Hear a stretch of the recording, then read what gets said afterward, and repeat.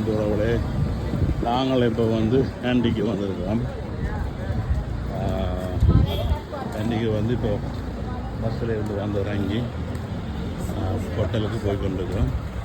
இன்னும் ஒரு 2-3 மினிட்ஸில் கடலுக்கு போகிற மாதிரி கூகுள் மேப் சொல்லுது. போகிற போது கேண்டி ஸ்ட்ரீட்டுகளை பாருங்கள், பல கடைகள் எல்லாம் இருக்குது. பாருங்க, ஒரு மவுண்டனில்